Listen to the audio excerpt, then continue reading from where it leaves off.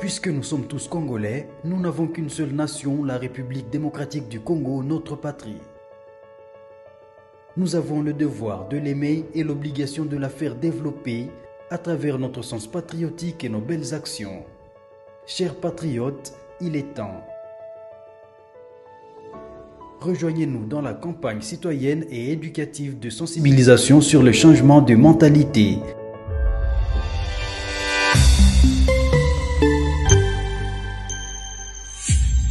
Zala bon citoyen.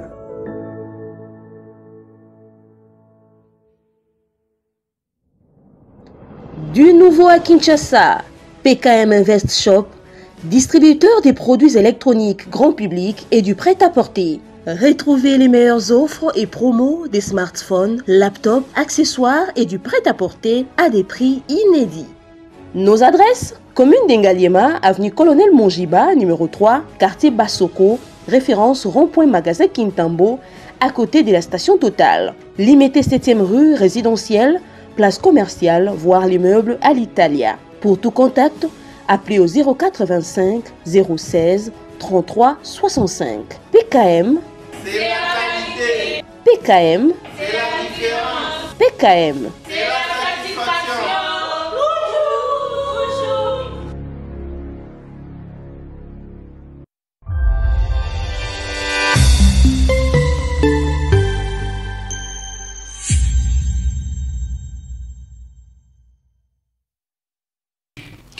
Est-ce le Congo manque encore les hommes de qualité pour essayer d'orienter la nation? La République démocratique du Congo est un grand pays, la capitale de l'Afrique centrale. Est-ce la République peut offrir mieux pour que l'Afrique se développe? Il y a un problème de leadership en République démocratique du Congo, une réalité ou un vrai mensonge? Aujourd'hui, vous êtes sans ignorer que il y a eu autant de problèmes, mais le président de la République, Félix-Antoine Tshisekedi, se bat pour relever les défis de la République démocratique du Congo dans plusieurs domaines. Les domaines de la sécurité, jusqu'aujourd'hui, c'est un problème pour la République démocratique du Congo parce que nous avons des pays limitrophes qui sont en train de nous jouer un faux jeu selon plusieurs sources. Vous êtes sans ignorer, il y a 2 jours, 3 jours, il y a eu une tentative d'évasion à la prison centrale de Makala. Qui est derrière cette tentative? Face à ces questions très questionnantes, nous nous sommes dit, nous devons aller chercher la crème de la République, les têtes bien faites, pour tenter un peu de trouver des réponses aux questions très questionnantes. Il y a encore un opposant majeur de la République, lui qui s'appelle M. Faïlou, président de l'ECD. Il a proposé la cohésion nationale. Est-ce qu'il faut aller à un dialogue ou il faut continuer avec ces styles? Parce qu'il y a ceux qui pensent, Félix Tshisekedi peut faire mieux sans associer les autres. La RDC a amené une grande délégation en Chine, mais l'opinion se pose, est-ce la République peut gagner dans cette grande réforme qui s'est fait entre la Chine ou le pourparler entre la Chine et la République démocratique du Congo? Face à cela, sur ces plateaux, nous avons les coordonnateurs de la société civile de la République démocratique du Congo, une bibliothèque pour plusieurs. Il est ici avec nous, il est aussi PCA de CVM, M. Christopher Ngoy Moutamba, soyez le bienvenu. Merci. Voilà, à côté de lui, nous avons un coordonnateur aussi d'un grand regroupement politique, mais il est fils idéologique de Tshisekedi. Il est coordonnateur de RDT, Rassemblement des démocrates Tshisekedi. En dehors de ça, il fit un ancien ministre de la Défense. C'est un scientifique de mon pays. Lui s'appelle Maître Sylvain Kombinga. Soyez le bienvenu. Merci, chef de. De l'autre côté, nous avons un doyen, la tête bien faite de la République. Il a traversé des générations jusqu'aujourd'hui. Il continue à offrir à la nation de belles réflexions. C'est une bibliothèque. Lui, il s'appelle ambassadeur Alain Atundu. Il a plusieurs casquettes, mais je préfère aujourd'hui les prendre comme un ancien dirigeant de l'ANER, agence de l'intelligence, hein, si je peux dire ainsi, de la République démocratique du Congo à l'époque, Zaïre. Il est ici avec nous, il peut nous aider face aux questions qui nous flouent un peu. Monsieur l'ambassadeur, soyez le bienvenu. Merci. Je précise que vous êtes aussi président d'un parti politique. CDR, Convention CDR. pour la démocratie et la République. Voilà. Et de l'autre côté, il y aura la présence de M. Dieudonné Kishi, lui qui est président d'un grand parti politique aussi, hein, Congo Positif, l'homme qui veut que nous puissions changer la Constitution. Avec cette classe politique qui est ici sur ces plateaux, les têtes bien faites de la République, nous avons choisi des thématiques. Alors, je préfère donner la parole au coordonnateur de la société civile. D'abord lui, parce que nous tous, c'est lui qui nous gère, parce qu'il est le coordonnateur de la société civile de la République démocratique du Congo. Monsieur Christopher Ngoy Moutamba, une question d'entrée des jeux. Est-ce la RDC est en bonne santé? Oui, la RDC vivante. Vivante, en bonne santé, oui, mais avec des petits problèmes. Ou des problèmes qu'on peut qualifier de parasites. Ça, c'est inhérent à tout État, à toute nation. Mais le plus important, c'est de savoir les surmonter de la meilleure façon. Et au-delà ou derrière ces problèmes, il y a ce que nous appelons des menaces. Nous sommes un État très convoité.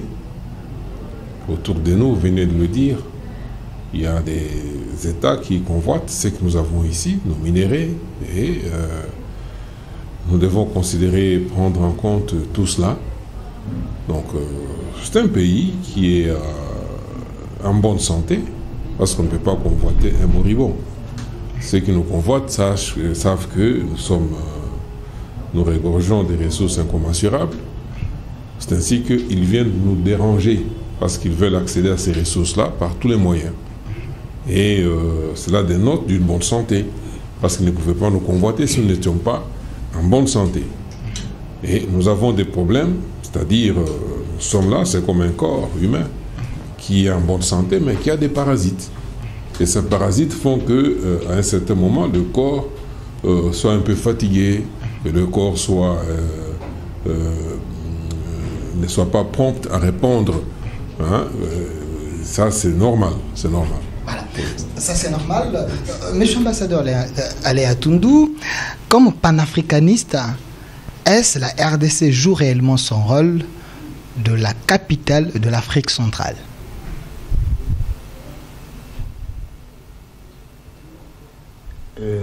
La République démocratique du Congo qui a été bousculée, il faut le dire, depuis la chute du maréchal, depuis la période FDLR, de AFDL, essaye de se remettre sur pied pour jouer non pas seulement ce rôle, mais remplir sa mission inscrite dans sa géographie et dans son histoire, qui est d'être la gâchette de l'Afrique.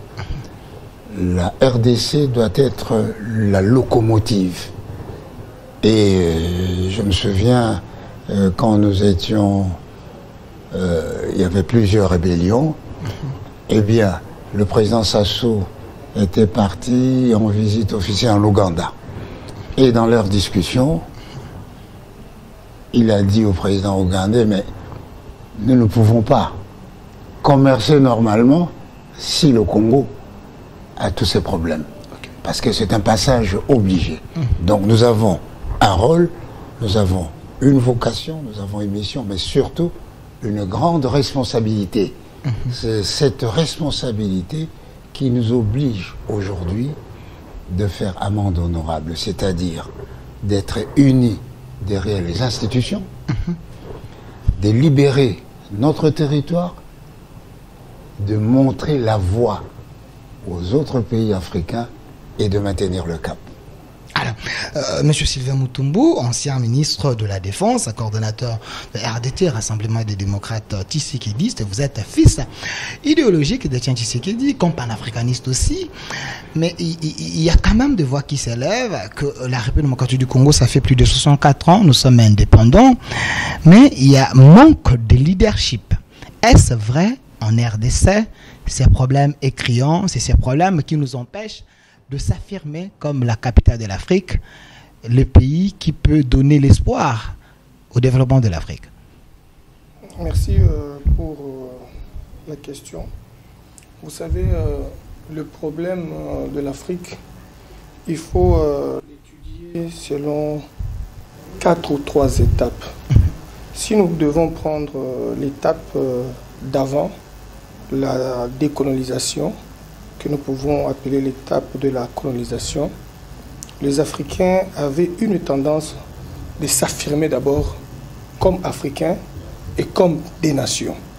Et vous avez vu, pendant une grande période, les États devaient se battre pour se déclarer indépendants. Et notre pays, le Congo, avait eu cette chance d'avoir son indépendance en 1960. Et vous connaissez les péripéties politiques et géostratégiques de la République du Congo, aussitôt arrivé à son indépendance. Lumumba est parti trop tôt, il n'était pas licencié, il n'était pas docteur, il n'était pas professeur. Mais le leadership qu'incarnait Lumumba était dans plusieurs dimensions, au-delà de la dimension scientifique, mais c'était plus au-delà de la dimension spirituelle, pour parvenir à libérer le Congo du joug des impérialistes ainsi que des Occidentaux dans leur ensemble. Le Congo devait décoller déjà depuis 1960.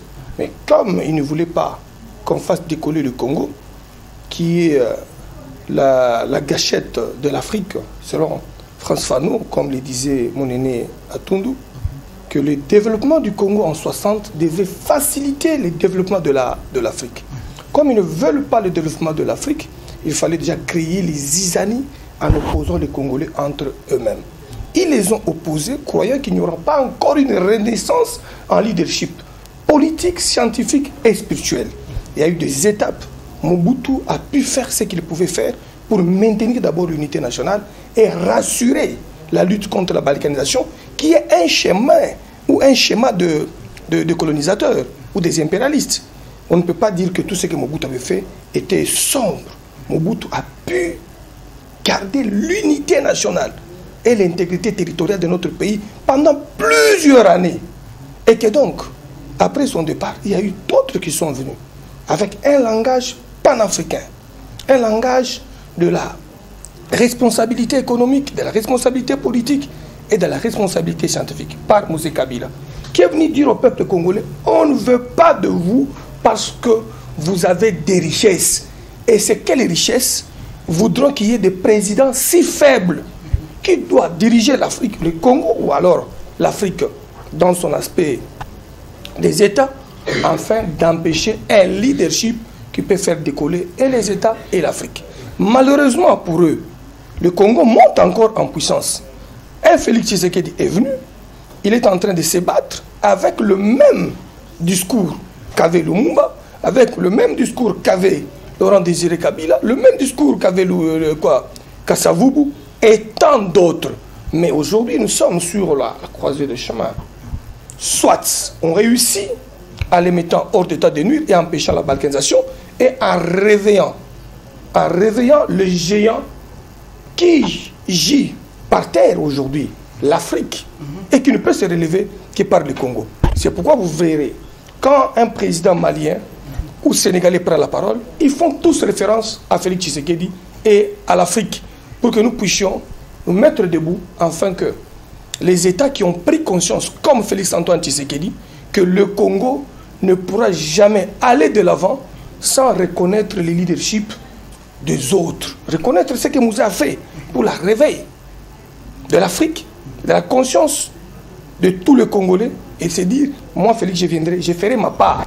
En faisant ma part, il faut que les Congolais sachent qu'ils doivent se mettre ensemble, s'unir, sauvegarder l'intégrité territoriale et aller de l'avant pour réveiller et l'Afrique avec un leadership panafricain fort qui fera de l'Afrique un peuple qui recevra le monde entier dans les années qui viendront, parce que le berceau de l'humanité est bel et bien en Afrique, et l'Afrique est le continent le plus riche de l'humanité, qui est au-delà de la dimension qu'on nous donne sur le map monde.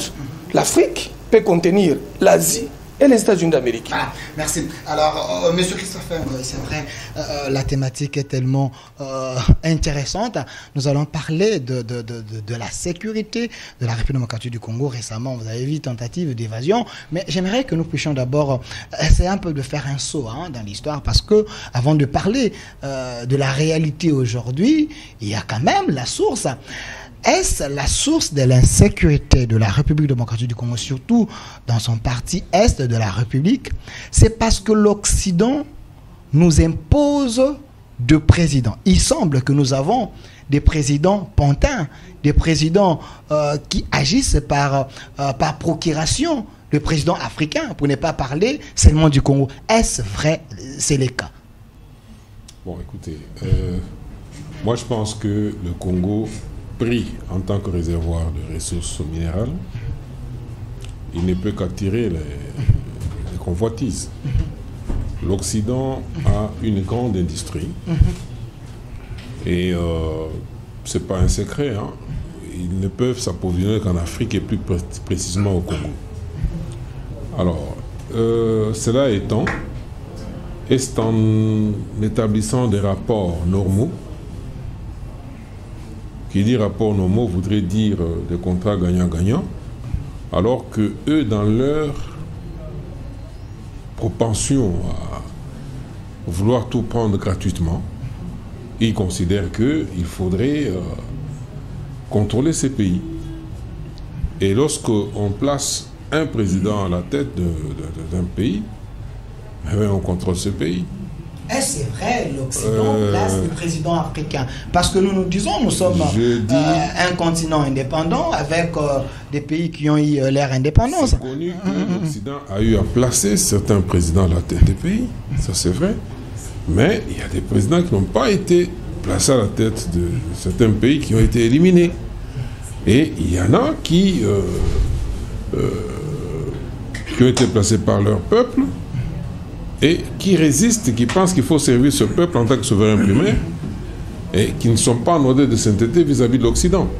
Donc ça, c'est connu. Alors, cela est-il à la base du fait que nous ne puissions pas nous développer? Bon, à moitié. Mais je pense que il y a un problème quand même d'hommes, nous, en Afrique. Il y a un problème d'hommes. Et nous n'avons pas réussi à former surtout notre classe politique ou nos hommes politiques. Nous avons un problème d'un capital humain. Capital humain dans un domaine précis, aussi bien dans les sciences que dans la politique. Voilà. Lorsque je parle de sciences ici, je parle de sciences exactes. Hein? On ne peut pas se développer sans la science et la technologie. Ça, c'est très important. Aujourd'hui, nous avons des minéraux, mais il faut les extraire du sous-sol. Et là, il faut la technologie, très souvent, qui est gardée jalousement par ces pays occidentaux et qui nous impose, quand ils viennent pour extraire tous ces minéraux-là, ils viennent avec des conditions qui ne nous permettent pas de nous retrouver.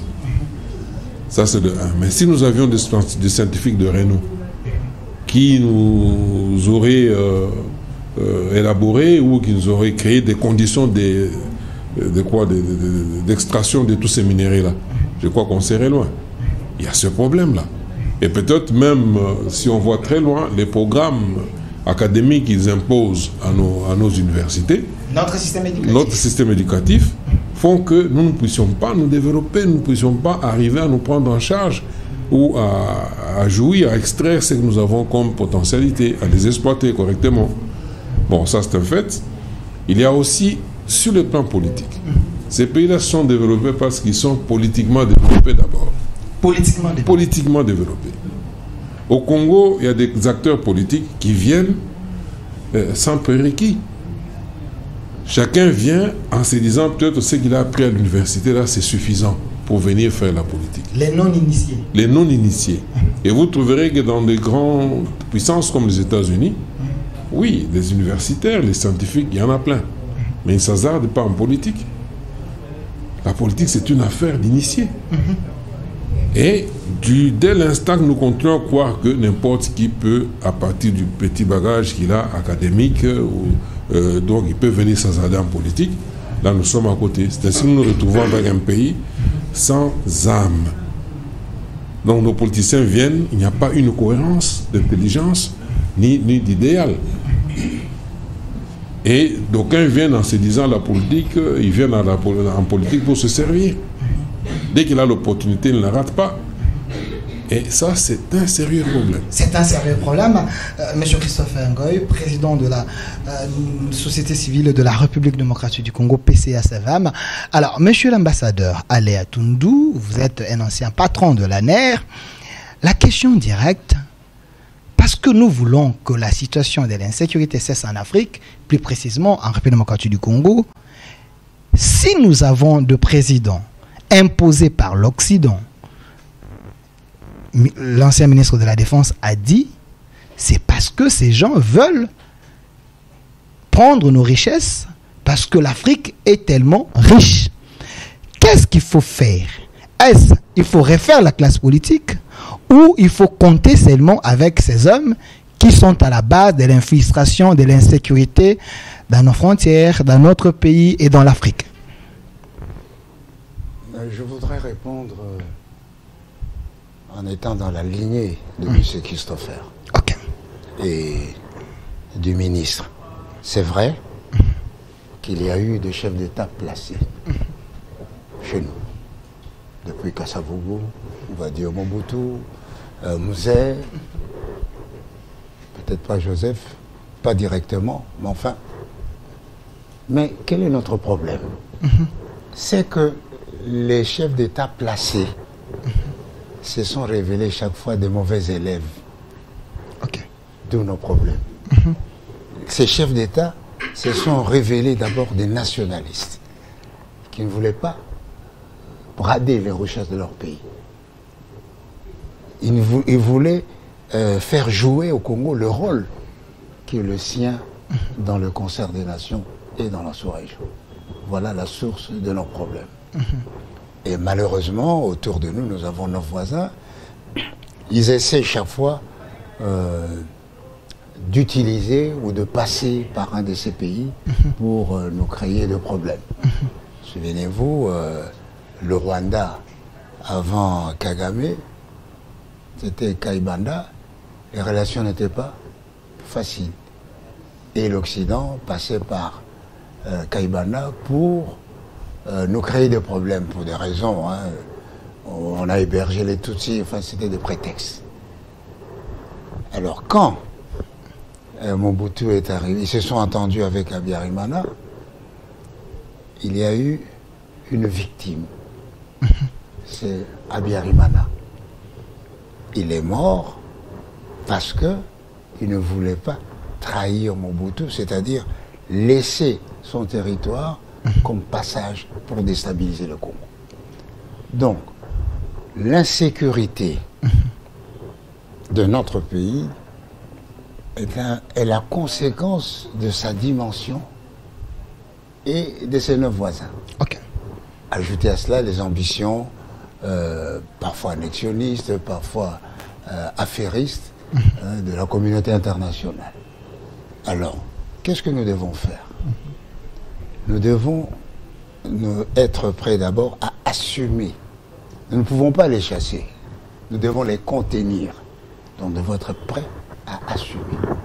Et comment? En forgeant une âme nationaliste et civique.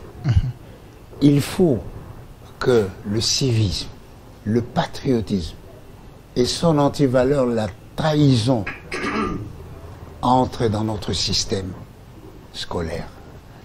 Il faut que le petit de la maternelle sache déjà à son niveau que faire ça c'est mauvais, c'est être traître. Faire ça c'est bien, c'est être patriote.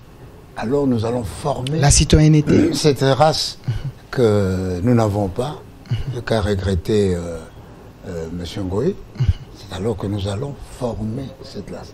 Parce que ce qui nous arrive aujourd'hui, est-il normal que quelqu'un qui a organisé les élections dans ce pays, c'est-à-dire qui a cru en la démocratie, au développement de notre pays par la démocratie, pour quelque raison que ce soit, est-ce qu'il est normal qu'il aille composer avec l'ennemi agresseur bien connu, soi-disant pour libérer le Congo?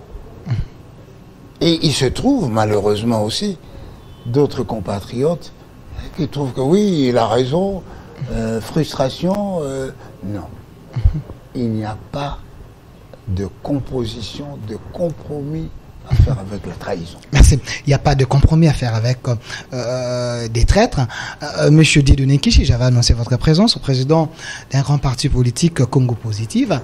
Vous êtes parmi ceux qui tiennent à tout prix que nous puissions changer notre constitution. Mais nous parlons d'abord de la situation sécuritaire de la République démocratique du Congo. Mais Siatou nous dit qu'un patriote ne peut pas aller faire composer avec les ennemis pour tuer en réalité sa population. Est-ce ce qui arrive à la République démocratique du Congo, c'est parce qu'il y a des frustrés ou c'est parce que ceux qui gèrent n'aiment pas gérer avec les autres? Bon, laissez-moi d'abord saluer les éminences, les éminentes personnalités qui sont avec nous, avec qui j'ai l'honneur de partager ces plateaux. Je m'excuse d'être venu en retard. Vous connaissez les problèmes que nous avons sur la ville avec des embouteillages. Vous posez une question essentielle pour la vie, la survie de notre pays.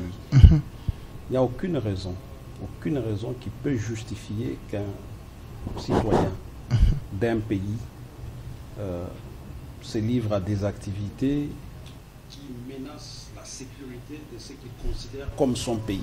Il n'y a aucune raison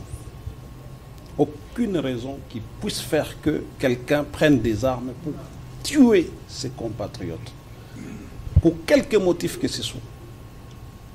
Je pense que atteindre ces niveaux-là, c'est renier carrément son identité, c'est renier sa nation, c'est renier tout.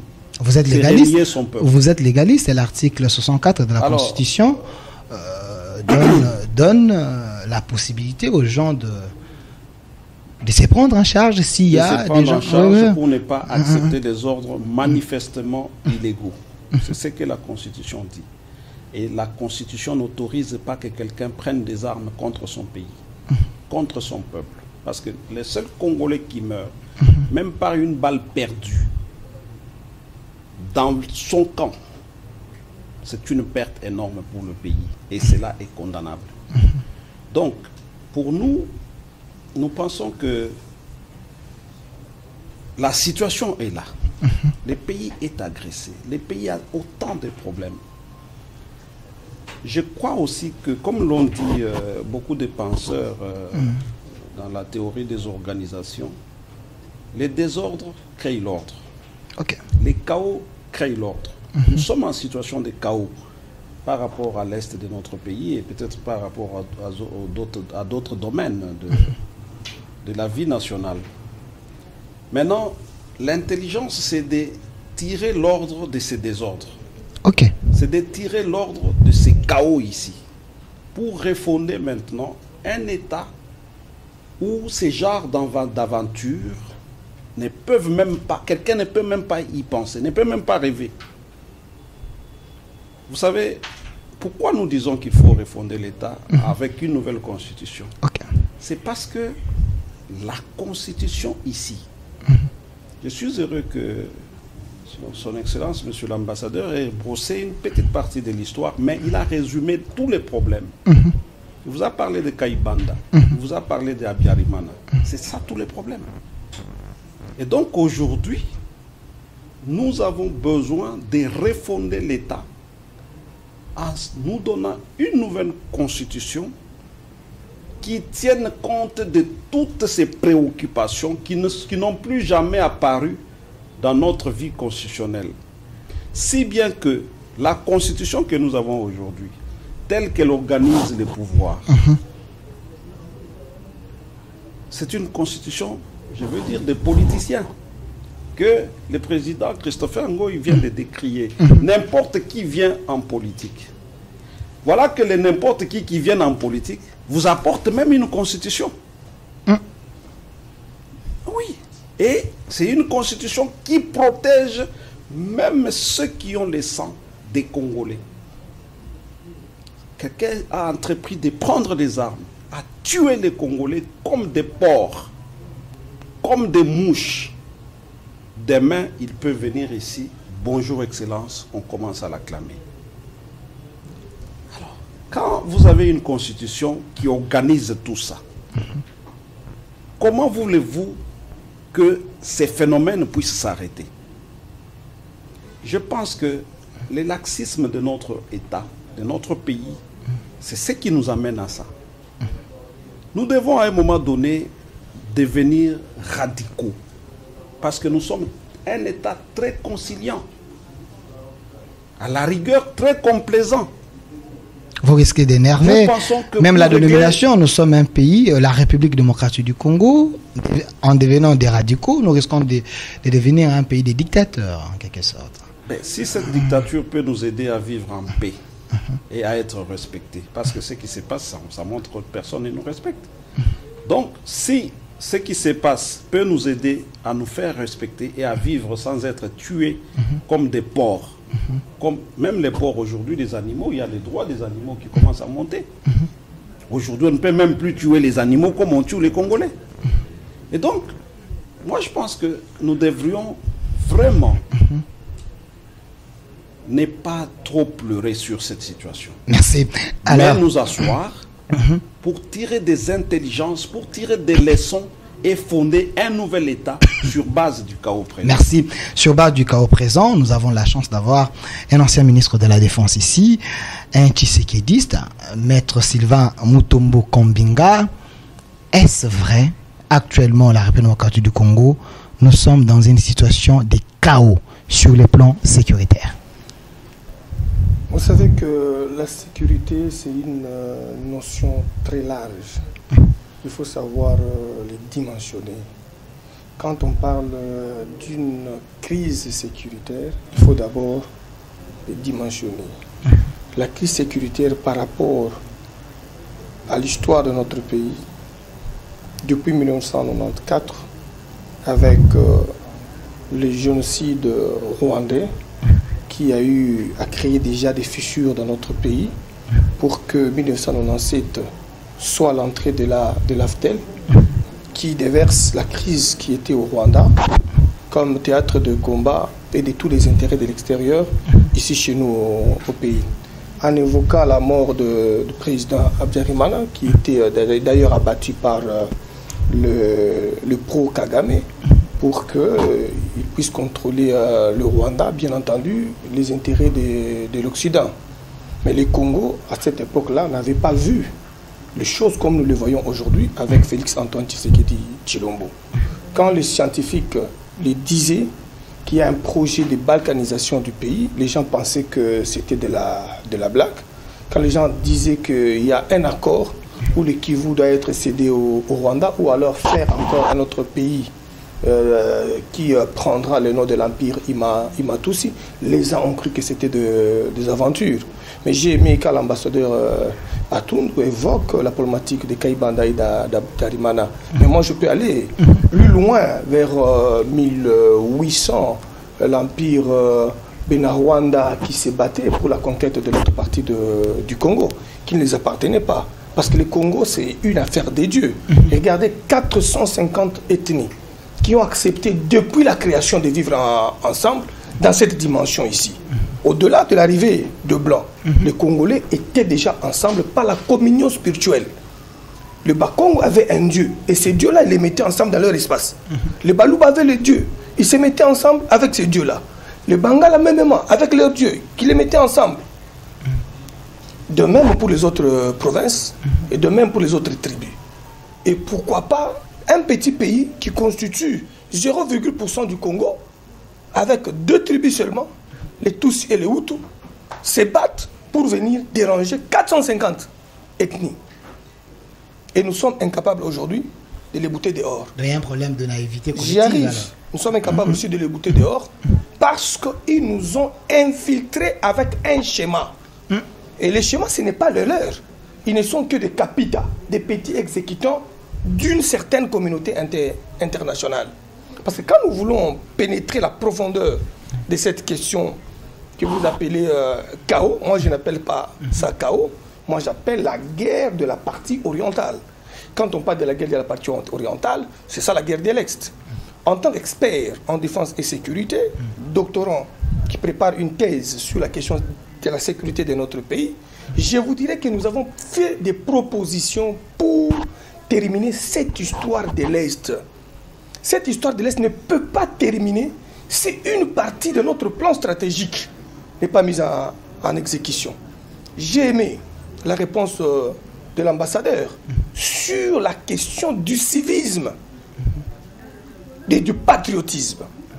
Nous avons mis ça dans le plan stratégique SMK, dans notre défense, dans notre mémoire en sécurité et défense, sur la question de l'Est.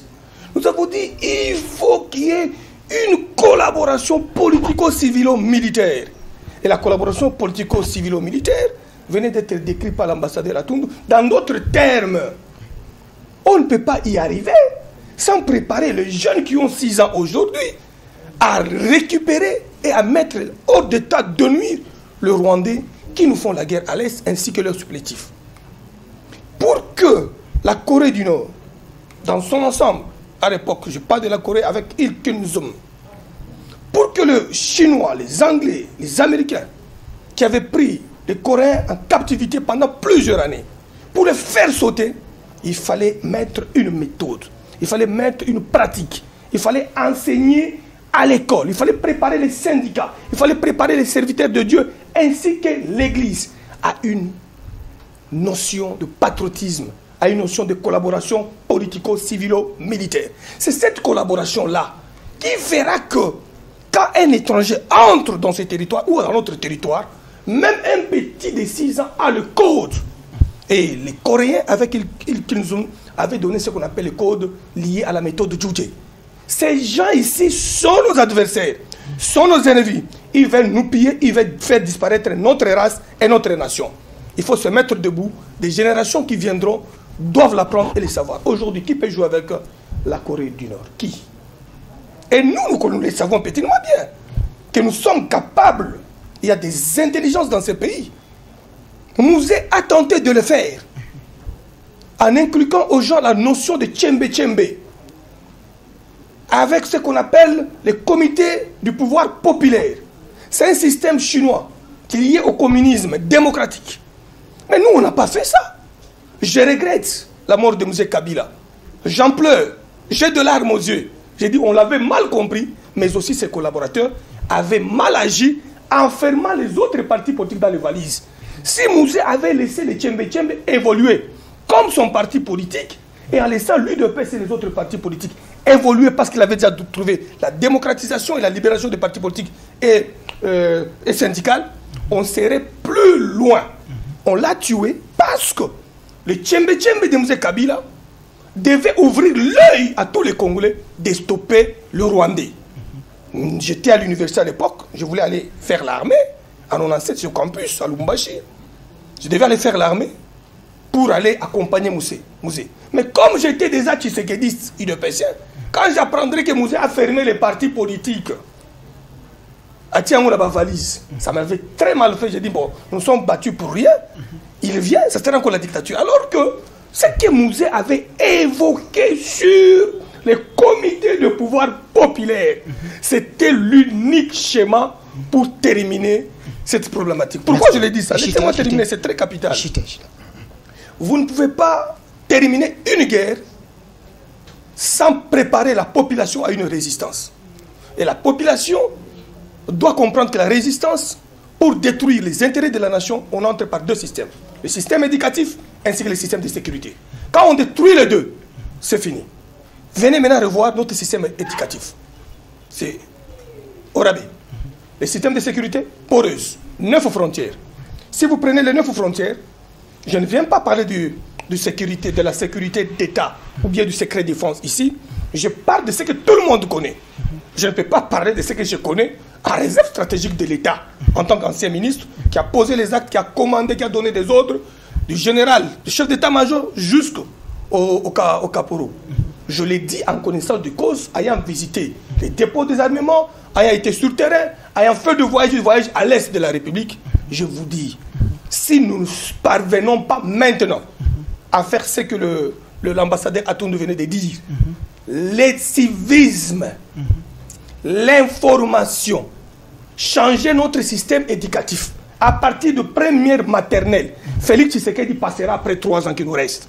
Le combat de l'Est là demeurera si nous ne prenons pas garde. Et pour le terminer, nous sommes là, nous avons déjà des schémas. Nous avons des schémas pour terminer cette guerre parce que nous avons approfondi les recherches. On a rencontré les ambassadeurs, on a été au front avec les Nations Unies, on a fait des réunions avec le haut sommet du monde sur cette question en tant que ministre. Donc il y a des solutions que nous pouvons donner aujourd'hui et on termine cette guerre. Et cette solution est simple, la professionnalisation de notre armée. Quand on parle de la professionnalisation de l'armée, c'est d'abord commencer par rajeunir l'armée et éduquer l'armée. Quand vous avez un militaire qui voit l'autre qui est colonel, qui l'agresse en cours de route, un caporal qui agresse un colonel en cours de route, vous voyez ce que ça donne? Quand on a tous les jours des vidéos de policiers qui se battent dans des bars, dans des histoires, un caporal qui agresse un général, qui l'insulte, un caporal qui tire sur son général parce qu'il y a ça, il y a ça. Il y a un problème de la professionnalisation de l'armée. Mais nous disons que le chef de l'État a mis beaucoup de moyens pour cette question-là et aussi en mettant déjà en mouvement la loi sur la programmation militaire qui viendra résoudre le problème lié à la dotation d'engins de guerre pour respecter la doctrine militaire de notre pays. La doctrine militaire de guerre de notre pays, il faut qu'il y ait les unités d'intervention rapide, il faut qu'il y ait les unités blindées, il faut qu'il y ait des unités de force de frappe. Quand on attaque aujourd'hui, laissez-moi terminer une minute, quand on attaque aujourd'hui la frontière de Kayemba, on l'attaque aujourd'hui. Combien de militaires vont intervenir pour empêcher? Il y a quelques 4-10 militaires à cette frontière-là. Quand il y a un groupe rebelle qui commence par Kayemba, comment on va les stopper? J'en viens. J'arrive à la frontière zambienne de Sakanya. Si Sakanya est attaqué aujourd'hui, parce que nous avons 9 frontières, quand vous avez 9 frontières, vous devez organiser votre armée, non seulement en 4 régions militaires, en 10 régions militaires, en 11 régions militaires, vous devez organiser les régions militaires selon les degrés rouges de l'insécurité que présentent les menaces de nos frontières. Cela n'est pas encore effectif dans notre pays. Et si on arrivait à faire toutes ces choses-là, donc quand on attaque une petite ville ou un petit terrain, aujourd'hui, si ceux qui complotent contre nous décident d'attaquer les 9 frontières au même moment, le Congo serait où? Merci, monsieur Sylvain Mutombo. Je précise que c'est l'ancien ministre de la Défense, monsieur Christopher Ngoy, président ou coordonnateur de la société civile de la République démocratique du Congo. En écoutant monsieur Sylvain Mutombo espère, il a fait l'autopsie de notre situation sécuritaire. J'ai l'impression que le chef de l'État ne va pas satisfaire les Congolais avec son vœu, qui se sentirait dans la peau d'un président s'il ne met pas la fin de cette histoire-là de l'Est. Donc il faut qu'il donne des solutions. Aujourd'hui, on peut dire que le chef est obligé d'aller négocier avec l'AFC, avec le Rwanda. On doit faire le mea culpa. Pas du tout. Pas du tout. Négocier, ça, c'est... Je sais que c'est voulu par les rebelles, leurs accompagnateurs. Ils veulent négocier. Il y en a qui parlent de dialogue, tout simplement parce que cette guerre à l'Est piétine. La population est trop réservée, on n'arrive pas à l'embarquer, à l'instar de ce qu'on a connu avec la marche de l'AFDEL à l'époque.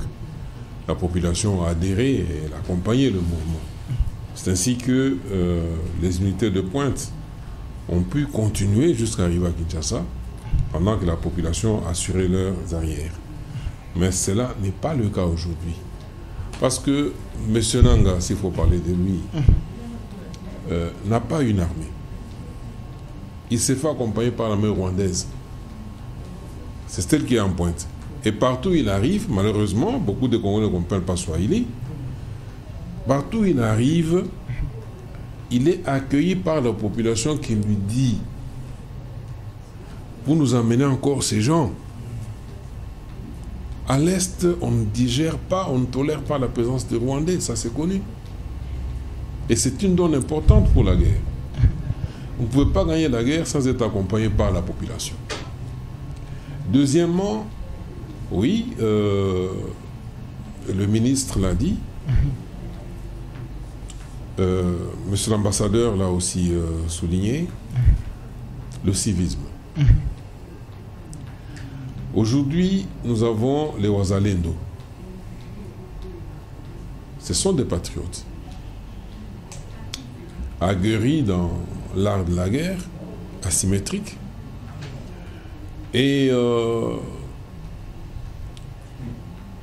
dès l'instant qu'on a décidé, à travers la loi de la reprogrammation militaire, de les impliquer dans l'affaire, je peux vous dire que l'Occident a transi.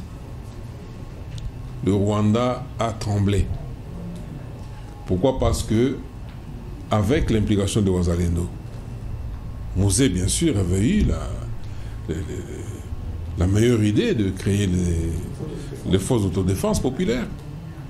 Et ce sont ces forces-là qui vont constituer, qui vont apporter la stabilité même sur, non seulement nos provinces frontalières, même à l'intérieur du pays.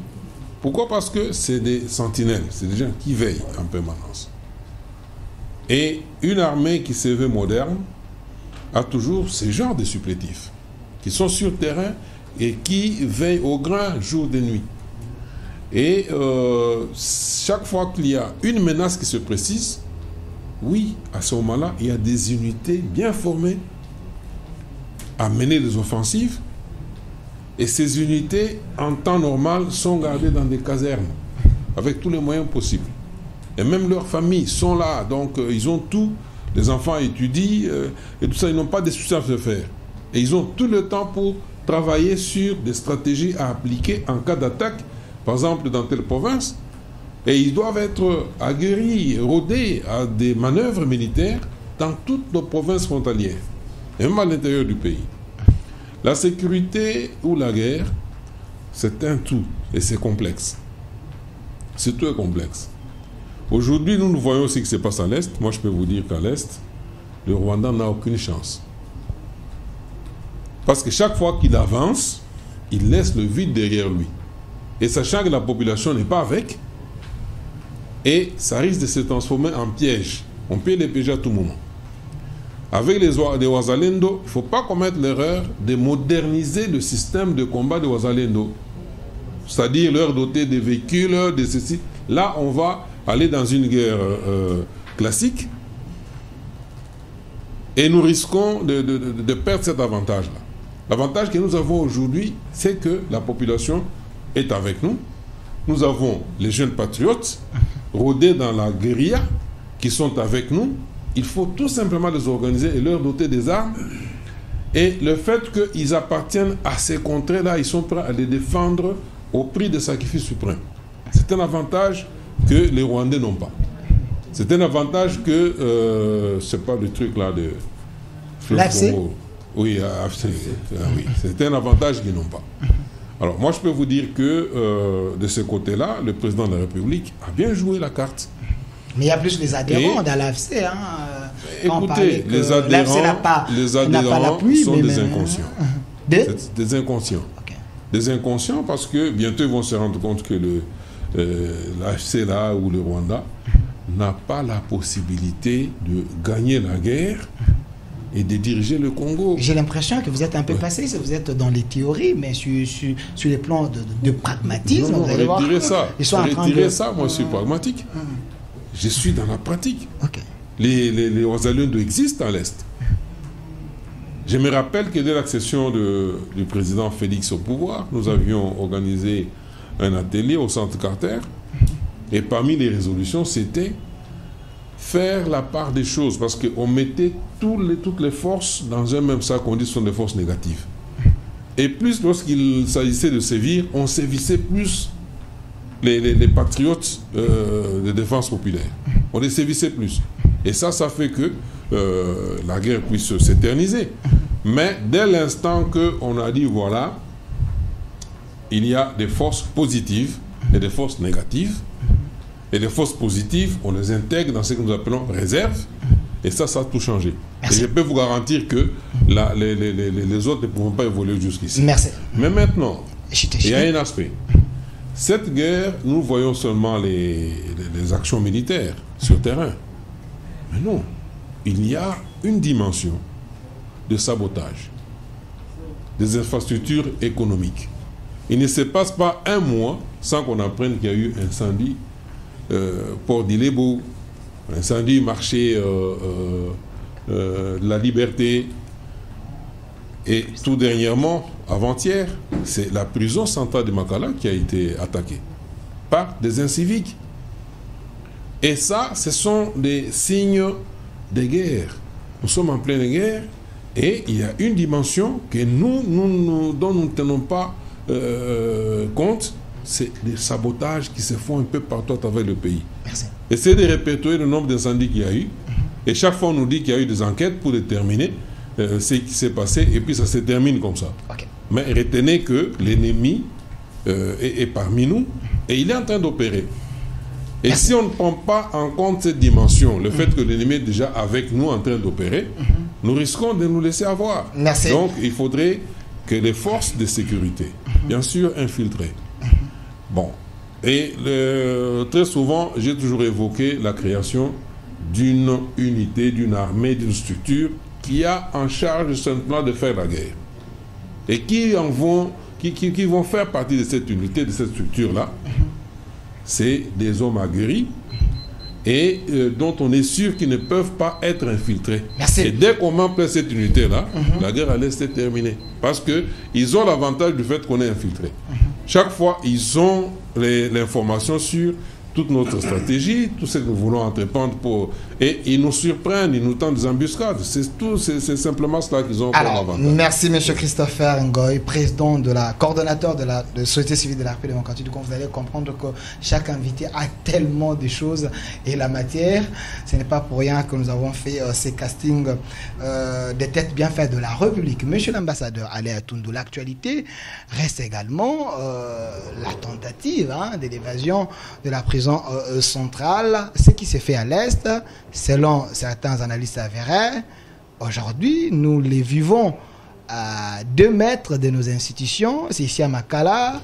Selon plusieurs versions, les Rwandais, ils sont entrés en prison, ils ont récupéré leurs prisonniers, il y a eu des morts. Finalement, pensez-vous que notre système sécuritaire est si léger comme ça qu'on peut attaquer la prison centrale dans la capitale? La réponse a été donnée par M. Ngoy. Il faut que nous ayons conscience que nous sommes en guerre. Dans la capitale, à Ilebo, à Lubumbashi, à Kisangani, il faut que nous ayons cette conscience-là. Et c'est grâce à cette conscience que nous allons nous tenir en éveil. Et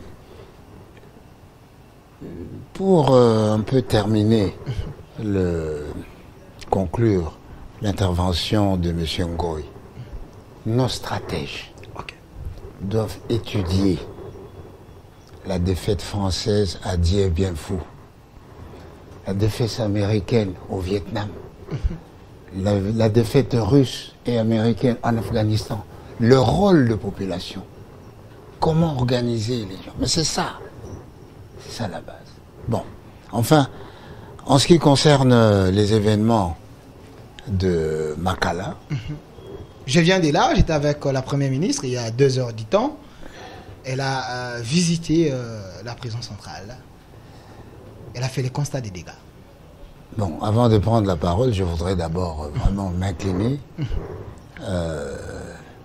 en hommage à ces citoyens qui sont décédés en réalité victimes de la société. Victimes de la société. C'est nous tous qui sommes responsables. On ne les a pas encadrés. Ils sont en prison. Moi, j'ai été en prison. À l'époque, en 2004, nous étions presque 7000. C'était déjà surpeuplé. Alors, vous imaginez, 20 000 aujourd'hui. Mais c'est une poudrière. C'est-à-dire que vous ne pouvez pas isoler les gens. Et quand vous ne pouvez pas isoler les gens, il y a des concertations. Nous allons faire tel coup. On va faire tel coup à Ngoï. Non, nous allons sortir, etc. Donc, quand le nouveau gouvernement a été formé, le président, le ministre de la Justice a pris la mesure de la situation. C'est ainsi qu'il a préconisé cette méthode de désengorger les prisons, etc., et de créer une autre prison. Mais, malheureusement, les événements sont arrivés trop tôt, se sont précipités. Parce que, en réalité, qu'est-ce qu'il faut? Il doit assainir la vie de prison. Au moins enlever les 10 000 ou 15 000 personnes. Il y a un coût. Donc, tous les gens. Parce qu'en prison, il y a des gens qui sont là pour des raisons futiles. Un général passe devant vous, vous lui faites la remarque, ah oui, Bingaïté, vous allez en prison. Donc, tous ces gens-là, on les enlève. Tous les gens qui sont victimes du blocage de dossiers au niveau de procureurs, n'est-ce pas? Il faut les enlever. Tous les gens qui ont eu des peines de 2 ans et moins, il faut les enlever. Tous les gens qui ont effectué la moitié de leur peine avec un comportement correct, il faut les enlever. Quand il y a un surplus encore, on voit les prisons qui sont disponibles à l'intérieur de la République et on les envoie. Parce qu'aujourd'hui, c'est vraiment une chance que ça n'a pas eu d'autres répercussions. Vous vous rendez compte? 20 000 personnes, même si vous êtes une compagnie, 20 000 personnes, c'est 20 000 personnes. Hein. Ils peuvent vous tenir à la main avec vos fusils. Donc, là, il faut quand même remercier, encourager plutôt nos forces de défense d'être parvenues à limiter les dégâts. Alors, il y a un problème de communication. Okay. Malheureusement, la communication gouvernementale n'est pas efficace. Elle est presque défaillante. Pour un événement de ce genre, il y a eu au moins 4 communicants. La première ministre, qui se trouve au Congo central, le ministre de l'information, qui s'est trouvé à Pékin, le ministre de la Justice qui se trouvait Lomami. Pardon? Lomami. Oui, à Lomami. Et puis le vice-ministre qui est passé, le ministre... Il y a eu tellement de communication que cela a sémé du trouble. Ça signifie que les gens ne se concertent pas, ils ne maîtrisent pas toute la situation. Donc il faut, d'abord, nous devons soigner notre communication. Parce que c'est... Après l'argent qui est le nerf de la guerre, mais je crois que la communication, c'est la peau de la guerre. Si vous n'avez pas de peau... Merci. Hein? Merci. Monsieur Nassounda, vous avez une image là où je viens de faire un élément à l'intérieur de la prison centrale de Makala avec la première ministre il y a des heures. J'aimerais que vous puissiez nous donner ça. Mais monsieur Dieu, donnez un cliché parce que nous parlons de tentative d'évasion. Il y a les gens qui pensent que... Monsieur le vice-ministre de la Justice, il a raison en jetant la balle auprès de la magistrature en disant c'est eux qui sont à la base de cette évasion parce que ils envoient les gens comme ils veulent, la prison n'a pas la capacité de recevoir des prisonniers et voilà pourquoi il y a eu cette tentative d'évasion. Je pense que ce n'est pas seulement les ministres qui le disent. Tout le monde qui l'a dit. C'est tout le monde qui l'a dit. Parce qu'on ne se réveille pas un matin, on va se faire prisonnier. Il faut que quelqu'un vous envoie en prison. Et qui envoie les gens en prison? C'est les magistrats. Il est signalé que même pour des faits très bénins, l'ambassadeur l'a dit, pour des faits qui peuvent être résolus autrement, mais on a, parce que vous n'avez pas, parce que vous avez regardé un général, parce que vous avez regardé un puissant droit dans les yeux, allez, Nakola Kisao, que je suis Nazamo Konzi. C'est des choses comme ça qui font que la prison est aujourd'hui très très très engorgée, au point qu'il faut la désengorger.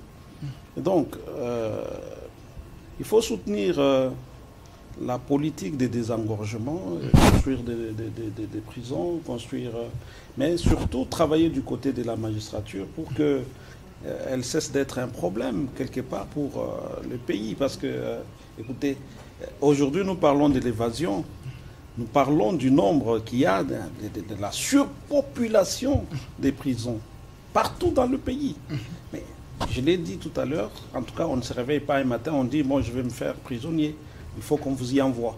Alors, ceux qui envoient les gens en prison devraient se conformer. Je pense qu'il y a quand même des lois qu'il faut observer lorsque on doit envoyer quelqu'un en prison.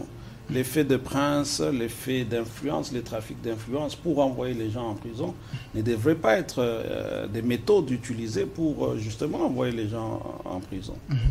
Donc, moi, je pense que le ministre d'État, ministre de Justice n'a pas tort de pointer le doigt de ce côté-là, parce que c'est ce qui est vrai, c'est ce qui est connu de tout le monde et de toute la population le sait.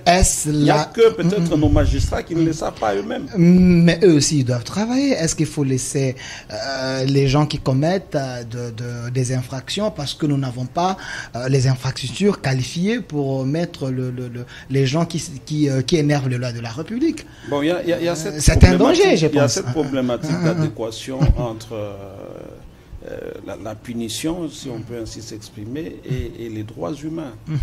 Évidemment, ce n'est pas parce que vous devez envoyer les gens en prison que vous devez envoyer les gens dans une prison surpeuplée.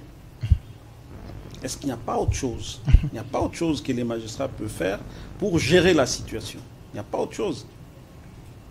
C'est là la question. Face à ces questions très questionnantes, nous avons quand même l'ancien ministre issu de la Défense.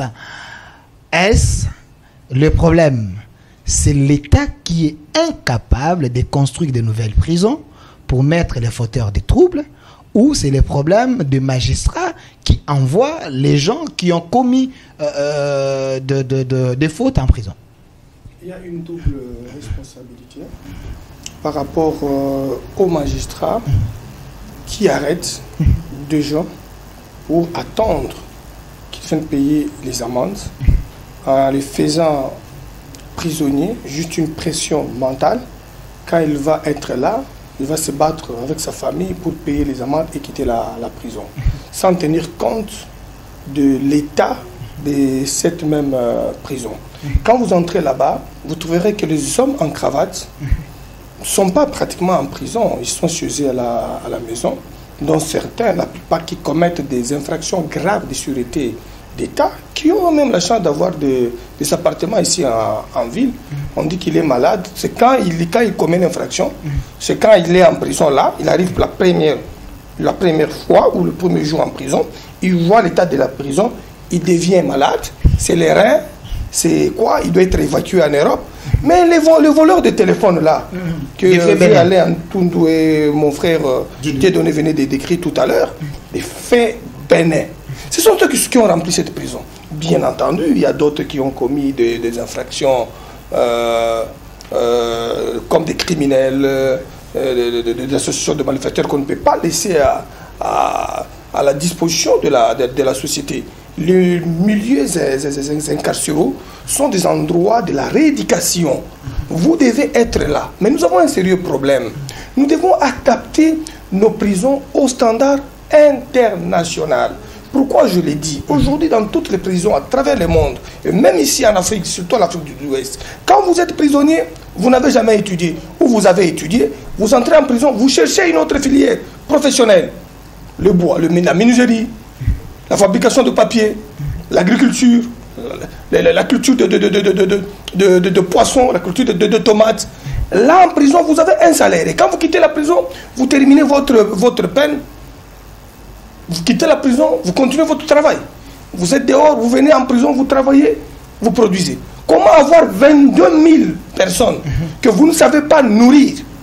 Vous ne savez pas nourrir. Alors que le milieu carcéral, c'est un milieu où on amène les gens pour la rééducation. Vous n'allez pas rééduquer quelqu'un en l'affamant, en ne pas lui donner à manger, en lui faisant nourrir les vous mourrez. C'est les amener au mouroir. C'est les amener à la mort. Il y a ce qu'on appelle le droit de l'homme. Le droit de l'homme s'exerce même sur un prisonnier. Il a deux droits. C'est pourquoi vous voyez la Croix-Rouge et le Croissant-Rouge passer partout. Il y a deux croix de prisonniers. Conformément à la Convention de Genève sur les prisonniers. Vous ne pouvez pas traiter un prisonnier comme s'il était un moins que rien parce qu'il a commis une infraction.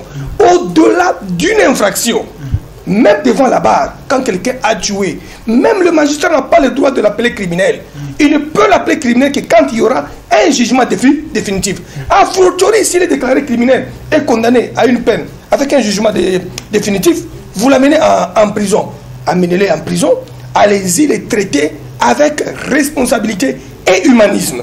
Nous nous sommes battus pour un état de droit démocratique. Dans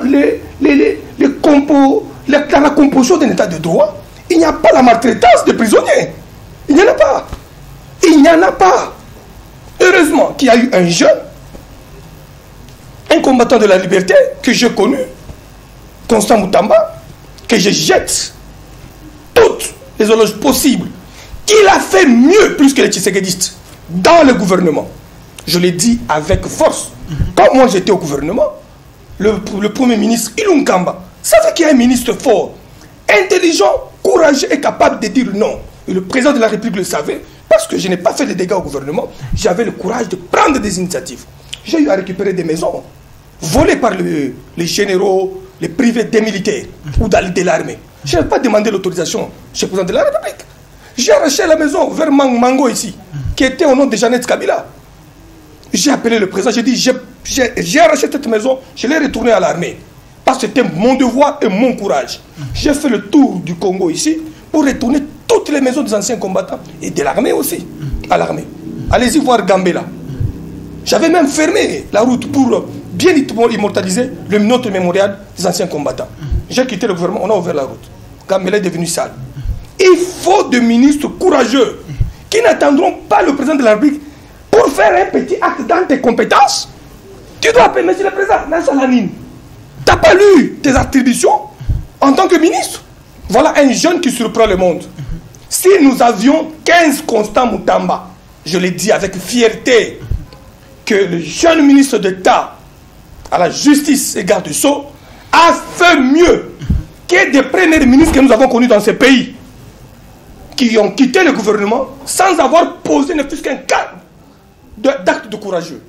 Moutamba l'a manifesté. Et si toute la population congolaise comprenait que c'est la justice qui élève une nation en accompagnant ces jeunes, que les Tshisekediistes, je m'accuse et je les accuse, ils n'ont eu qu'à être cités dans les détournements. Honte à eux, et je l'ai dit avec force, honte à eux, Moutamba, qui était avec Kabila hier, est en train de nous donner la leçon du tshisekedisme. C'est une honte à notre combat.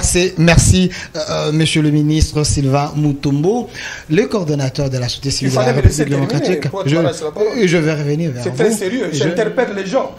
Qu'un ministre qui était hier avec Kabila est au gouvernement aujourd'hui, il fait mieux que le proche du chef de l'État. Merci, vous êtes en train... Ils n'ont été cités que dans les détournements. Je l'ai dit avec force et fierté.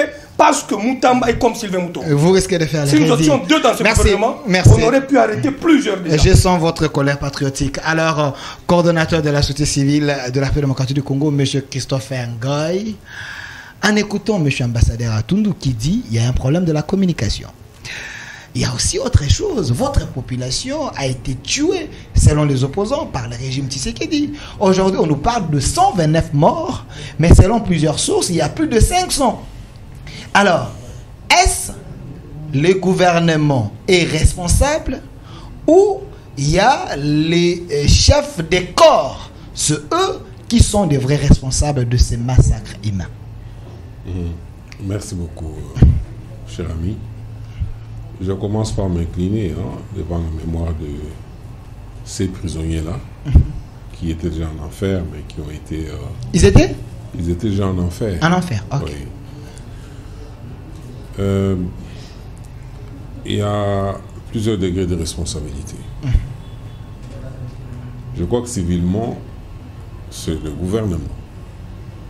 Parce que c'est lui qui organise la prison, qui organise la justice, la politique carcérale et tout. C'est le gouvernement. Mais pénalement, là, il y a des enquêtes à faire. Parce qu'il y a des forces qui sont venues, qui sont introduites à l'intérieur, dans l'enceinte de la prison, qui ont cassé les murs pour exfiltrer certains détenus.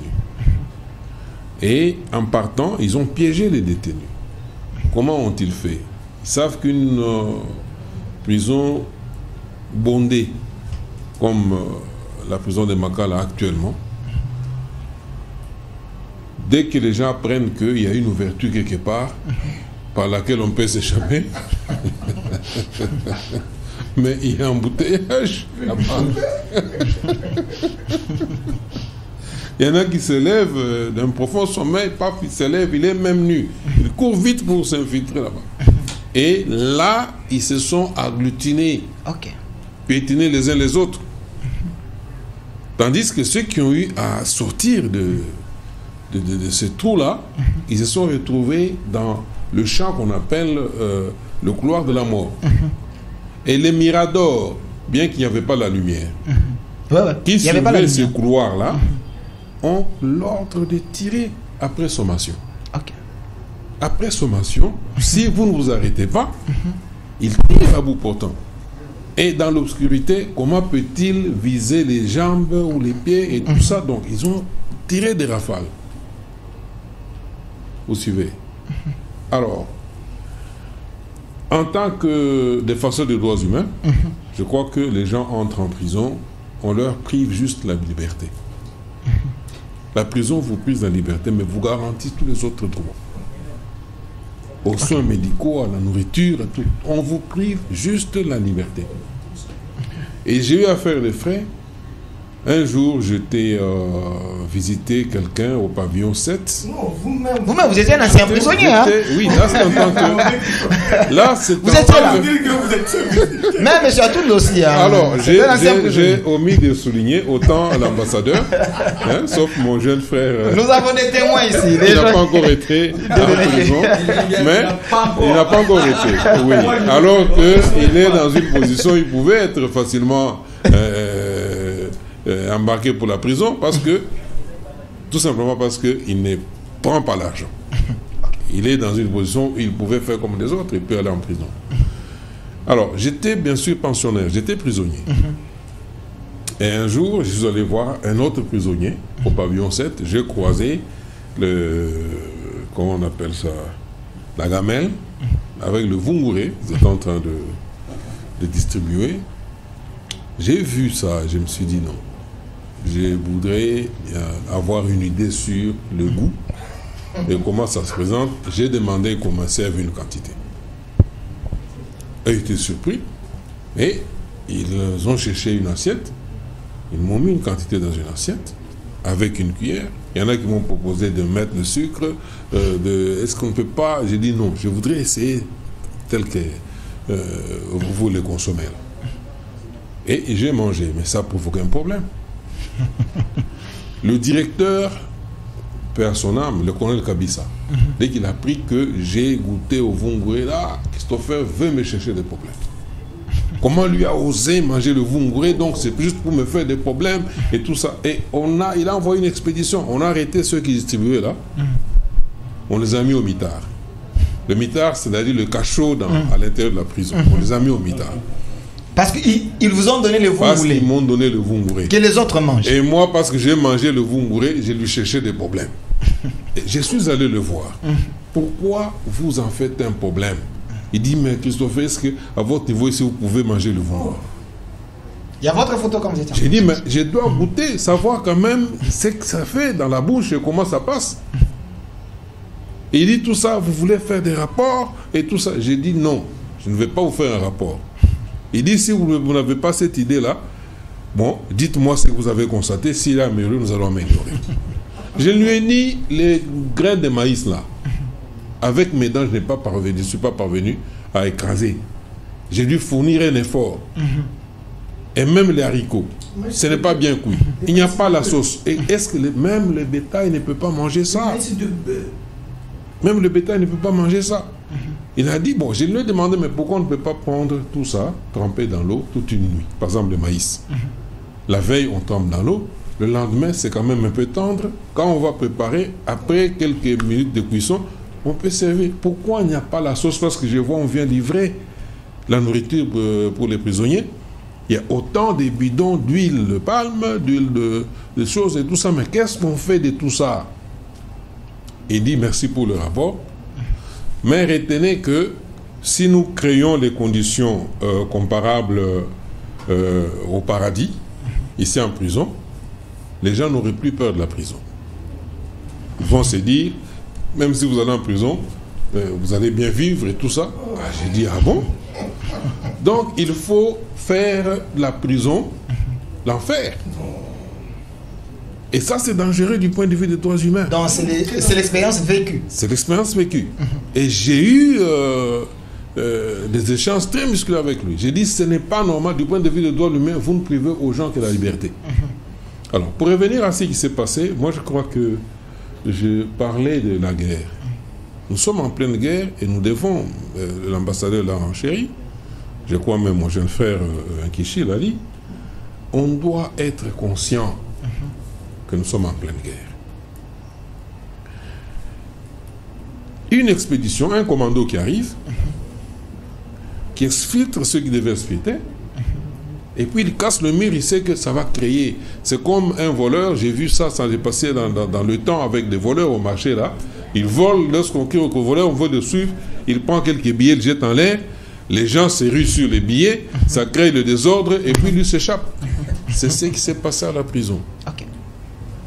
Et je pense que maintenant là, ce commando-là est encore ici. On doit ratisser large, même au niveau de nos frontières. Donc nous sommes en danger jusqu'à aujourd'hui. Nous sommes en danger tant qu'on n'aura pas mis la main sur ces gens-là. Et cela indique clairement que notre armée aussi est infiltrée.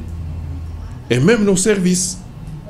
Comment a-t-on pu couper le courant? Parce que de mémoire de prisonniers, tout le temps que j'étais à Makala, rarement le courant, rarement il y a eu coupure de courant. Surtout pendant l'année. Rarement.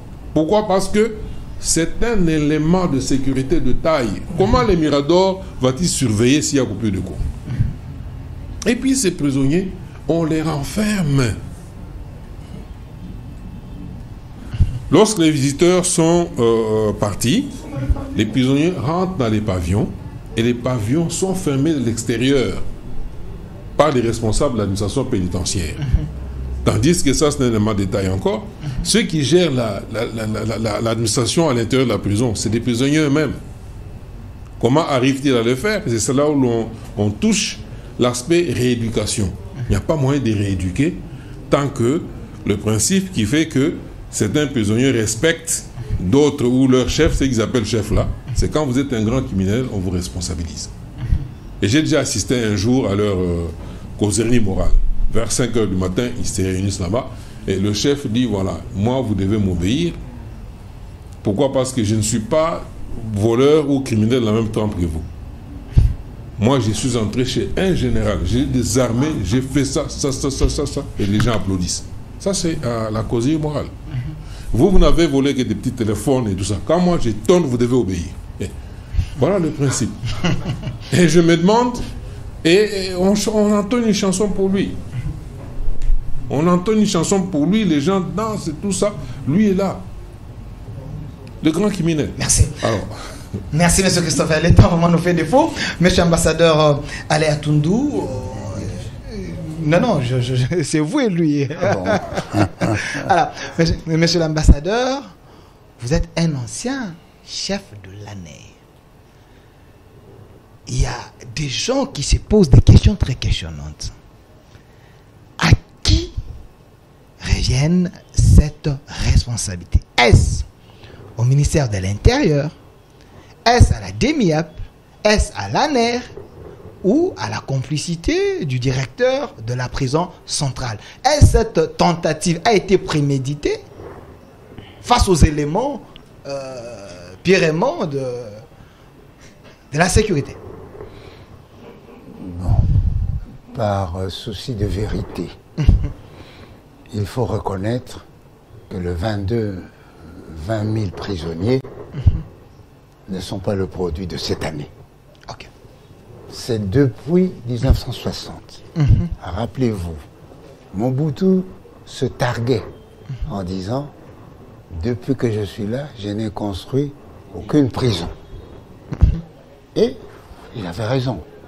Parce que quand je suis arrivé en 2004, donc des années après, on n'était que peut-être 7 000. 20 ans après, 20 000. Alors, qui est responsable? Ce n'est pas le ministère qui devait suivre l'évolution démographique. Ok. Ce n'est pas... Pas l'actuel ministre. Ouais, non, le ministère, je parle du ministère. Parce que ça fait 20. Vous pouvez citer tous les anciens ministres, etc. Donc, ça c'est un, la responsabilité du ministère. 2, la responsabilité des magistrats, il faut le dire. Mais, quand les magistrats envoient des gens en prison, il y a des instigateurs. Parfois, le magistrat agit sous pression. Donc, il ne faut pas cacher ces gens-là. Ok. Et mettre les magistrats comme des boucs émissaires. Non. C'est pourquoi je dis, en m'inclinant ici, je dis ce sont les victimes de la société. Donc, au lieu de nous jeter par des responsabilités, nous devons voir comment réagir. Qu'est-ce qu'il faut prendre comme mesure urgente, mesure à court terme, pour que la situation, dans les 6 mois, devienne normale. Là, ce sont des idées et même des propositions. Mais ces idées et propositions portent en support de l'argent. Est-ce qu'il y a le budget? Est-ce qu'il y a le budget? Et là, c'est le gouvernement. Disons, c'est le gouvernement dans son ensemble. Est-ce qu'il y a le budget? Est-ce que c'est prévu? Donc, moi, je pense qu'il faut plutôt créer, même si on dit que les commissions, c'est pour étouffer les affaires, mais il faut créer une commission pour examiner et donner des solutions urgentes et à moyen terme. Parce qu'il faut construire, s'il faut construire une prison, il ne faut plus construire une prison pour Kinshasa de 2000 personnes. Il faut construire une prison de 30 000 pour que les gens se sentent à l'aise. Voilà. Alors, c'est la responsabilité de tout le monde, parce que l'ANER a la responsabilité de veiller sur nous tous, de chercher et de voir ce que nous ne voyons pas. Alors, parce que je me souviens, quand j'étais en prison, au pavillon 11, des personnalités dangereuses comme Alamba, Atundu, et ceux qui avaient fait le coup d'État, eh bien, notre pavillon était fermé à double tour. Une clé aux mains de l'ANER, une clé aux mains du directeur de prison, de l'extérieur. Donc, ça signifie que l'ANER devait être au courant des problèmes qui se posaient en prison et dire, voilà ce qui est. Et puis, la prison, c'est un milieu pervers. C'est là où on vous apprend à vous droguer. Les 36 oiseaux, moi j'ai appris là-bas.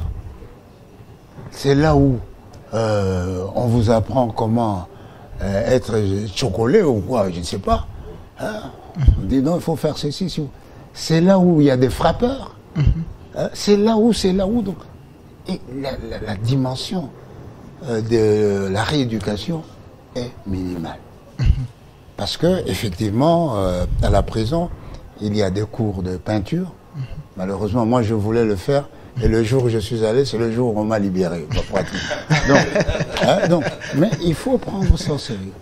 Les chants, je me souviens que quand Kouya Diallo était en prison, il avait ses chants. Il donnait une partie aux prisonniers, il vendait une autre partie. Donc, le tout, c'est de créer une prison conforme aux exigences qu'a rappelé le ministre. J'imagine qu'il a sillonné certains États et voilà. Donc, il faut que cette commission ne s'arrête pas qu'ici. Questionne quand même quelques pays où il y a des grands criminels, comment on les traite, etc. Donc ça, c'est très important. Alors, deuxièmement, il s'agit d'une question de mots.